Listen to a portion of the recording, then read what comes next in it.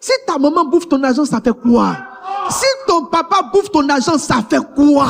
Beaucoup de chrétiens dorment dans les églises pour que leur prophète ou des pasteurs parlent sur leur vie. Mais le premier prophète de ta vie, c'est ton père et ta mère. Beaucoup d'entre vous, vous êtes remplis dans les églises, mais vous méprisez vos parents biologiques. Vous avez l'impression que la bénédiction d'un pasteur peut annuler les malédictions d'un parent. Mais je peux pressentir dans mon esprit que l'autorité des parents est prédominante même sur l'autorité de celui qui te bénit à l'église. Parce que moi, je te parle par un lien d'esprit, mais lui te parle par un lien de sang. Ta mère qui parle sur ta vie, elle a connu les douleurs de l'enfantement. Moi, je n'ai pas connu les douleurs de l'enfantement. Peut-être j'ai connu les douleurs spirituelles. Vous êtes remplis dans les églises et remplis de malédictions parce que vos parents qui sont vos prophètes, qui disent des choses qui doivent arriver, on dit des choses et vous plaisantez avec.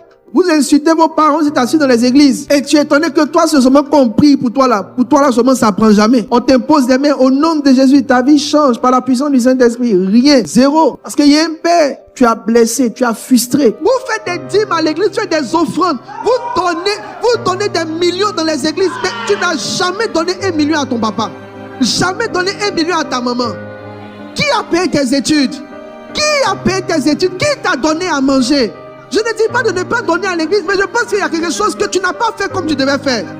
Même si tu n'as pas le fait toute ta vie, il y a un carrefour où tu dois t'asseoir, concentrer de l'argent et puis lui dire bouffe un peu la sueur et la douleur que tu as investi dans ma vie. Tu ne travailles pas, la dame elle a pris soin de toi, maintenant qu'elle travaille un peu, enlève un peu de ton argent pour lui donner. Si ta maman bouffe ton argent, ça fait quoi? Si ton papa bouffe ton argent, ça fait quoi? Dieu n'est pas un Dieu injuste. Tu moissonnes ce que tu es parce que tu es un enfant ingrat. Tu es un enfant sans reconnaissance. Dans tes projets, il n'y a pas ta maman. Je vois des gens qui font en sorte que les parents ne soient plus en contact avec eux. Il y a des gens de qui on ne se sépare jamais. Parce qu'il y a quelque chose d'eux en toi.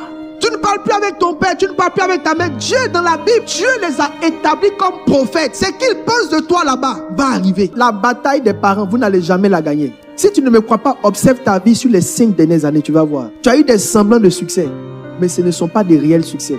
Tu es rempli de douleur. La douleur est dans ton âme. Demander pardon n'est pas le but. On me demande pardon jusqu'à ce que la personne ne soit plus en colère. Si tu demandes pardon que la personne est toujours en colère, c'est que tu n'as pas encore fini de faire. Tu ne dis pas j'ai demandé pardon parce que le but du pardon c'est apaiser quelqu'un. C'est pourquoi quand David priait, David ne disait pas pardon mais dit sois apaisé envers moi. Tu peux avoir demandé pardon mais la personne n'est pas apaisée. Donc tu peux dire à ta femme chérie pardon mais elle n'est pas apaisée. Tu sens que ce n'est pas encore fini.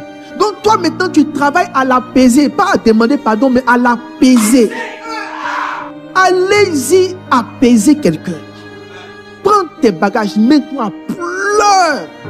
Attrape ses pieds, crie. Jusqu'à ce qu'un jour